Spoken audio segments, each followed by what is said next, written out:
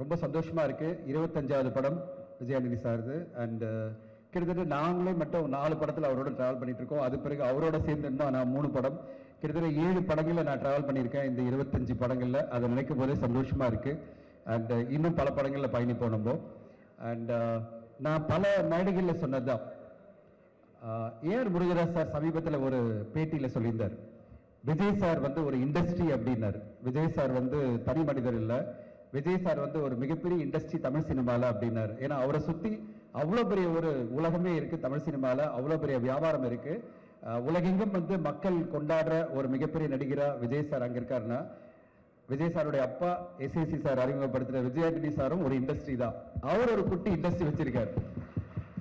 எப்படிப்பட்ட இண்டஸ்ட்ரினா, விஜய் சார் வந்து என்ன சொல்றது, ஒரு 500 கோடி 1000 கோடி பிசினஸ் பண்ண முடியும்னா, இவர் வந்து தனிப்பட்ட ஒரு ராஜ்யம் நடத்திட்டு இருக்காரு.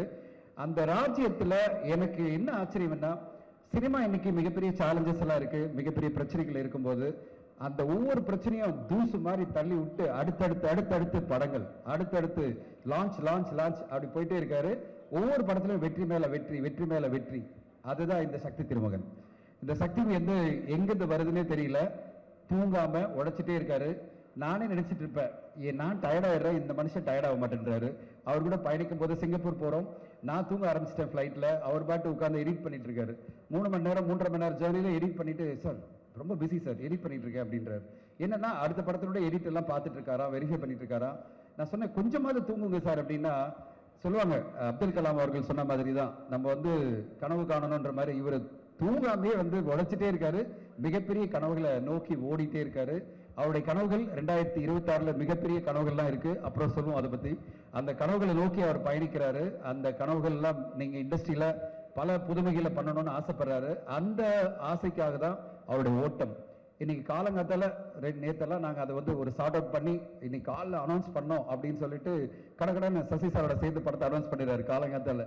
நூறுசாமி அப்படின்னு சொல்லிட்டு எவ்வளவு அற்புதமான ஒரு டைட்டில். இந்த டைட்டிலே உங்களுக்கு வெற்றி கொடுத்துருச்சு சார், உங்க 2 பேருக்குமே வந்து ஒரு வெற்றி கொடுத்துருச்சு. சசி சார், பிச்சைக்காரன் படம் எவ்வளவு பெரிய வெற்றி அடைஞ்சதோ அதை தாண்டி ஒரு மிகப்பெரிய வெற்றி நீங்க வந்து சாருக்கு கொடுக்கணும், விஜயாநிதி சாருக்கு. அது அஜய் திஷானுக்கும் ஒரு மிகப்பெரிய வெற்றியா மாறணும். ஏன்னா இவங்க 2 பேரும் சேர்ந்து நடிக்க போற அந்த படம் எப்படி மார்கன் ஒரு பெரிய வெற்றி படமா மாறிச்சோ, அதே மாதிரி இந்த படம் அதை தாண்டி ஒரு மிகப்பெரிய வெற்றி படமா வரும் நான் நம்புறேன். ஸோ இப்படி நூறுசாமி, அது பிறகு லாயர், அது பிறகு பெப்பின் படம், அது பிறகு அந்த படம் இந்த படம் சொல்லும்போது நான் சொல்லுவேன், கொஞ்சம் சார் கொஞ்சம் ஸ்லோ பண்ணுங்க. அவரை ஸ்லோ பண்ண நினைக்கிறதே நான் மட்டும்தான். ஸ்லோ பண்ணுங்க. காரணம் என்னன்னா, நம்ம கொஞ்சம் இந்த இண்டஸ்ட்ரி பார்த்து நிறைய படிச்சிட்டோம்னா, நிறைய விஷயங்களை கேள்விப்பட்டோம்னா பயப்பட ஆரம்பிச்சிருவோம். ஆனா எதை பத்தியும் படிக்காம, உண்மையிலே நான் அவர்கிட்ட கத்துக்கிற பாடம்னா, நிறைய தெரிஞ்சுக்காதீங்க, நிறைய தெரிஞ்சுட்டீங்கன்னா பயப்படுவீங்க. பயப்பட ஆரம்பிச்சா அனலைஸ் பண்ணா பயப்படுவீங்க, பயப்பட்டா எதுவுமே பண்ண முடியாது. அவர் பயப்படவே மாட்டார், எதையும் அனலைஸ் பண்ண மாட்டார், எதையும் பண்ண மாட்டார். அவருக்கு என்ன தோணுதோ அந்த படம். திடீர்னு பாக்குறாரு, ஜென்டில்மேன் ஒரு படத்தை வந்து ஓடிடில பாக்குறாரு, உடனே ஜோஷா கூப்பிட்டு கதை சொல்ல, கதை கேட்ட உடனே லாயர், உடனே ஷூட்டிங் போலாம் 3வது மாசம். ஜோஷா எனக்கு கால் பண்ணி சொல்றாரு, நான் அப்பதான் ஆரம்பிச்சேன் ஜோஷா கிட்ட, எப்படி இருக்கு படம், அடுத்து என்ன பண்ண போறீங்கன்னா எனக்கு கால் பண்ணி சொல்றாரு, சார் விஜயானந்த் சார் கமிட் பண்ணிட்டார் சார் அடுத்த படம்னாரு. என்னங்க இப்பதாங்க நான் பேசிட்டு இருக்கேன், அதுக்குள்ள நீங்க அடுத்த படமே கமிட் பண்ணிட்டீங்க அப்படின்னு. அந்த வேகம் தான் விஜயானந்த் சார். ஒவ்வொரு திரைப்படமும் வெற்றி திரைப்படங்களா. மார்கன் ஒரு மிகப்பெரிய வெற்றி படம், வணிக ரீதியிலும் சரி, மக்கள் மத்தியிலும் பெரிய வெற்றி படம். சக்தி திருமகன் நிறைய ஊடகங்கள் எப்பயே பேச ஆரம்பிச்சிட்டாங்க, எந்த அளவு ஒரு வியாபாரம் பண்ணுச்சு இந்த படம்னு. மிகப்பெரிய வியாபாரம். ரிலீஸ்க்கு முன்னாடியே எல்லா டெரிட்டரியும் வியாபாரமாயி, எல்லா ரைட்ஸும் வியாபாரமாயி ஒரு வெற்றிகரமான படமா அவர் ரிலீஸ் பண்றாரு. அதாவது வணிக ரீதியில வெற்றிகரமான படமா ரிலீஸ் பண்றாரு. அதே மாதிரிதான் அடுத்தடுத்த படம் லாயருக்கு ஒரு மிகப்பெரிய பிசினஸ் பண்ணோம். டெய்லி கால் ஆரம்பிச்சோன்னே ஆரம்பிப்பாரு, சார் இந்த படத்தோட அது பிசினஸ் பெருசா பண்ணலாம், எப்படி பண்ணலாம், அப்படிதான் ஆரம்பிப்பாரு. அதுக்கு நம்மளால முடிஞ்ச இன்புட்ஸ் எல்லாம் கொடுப்போம். ஆனா நான் சொல்லுவேன், கொஞ்சம் பொறுமையா போலாம், அடுத்த படத்தை ஆரம்பிக்கிறதுக்கு முன்னாடி கொஞ்சம் ஸ்லோ பண்ணலாம்னா, இல்ல சார் அக்டோபர் 1 சார் ஷூட்டிங் போறோம் அப்படின்ட்டாரு. அதுதான் விஜயானி சார். உங்களோட வேகம் இன்னும் பல வருடங்கள் மிக பெருசா இருக்கணும்.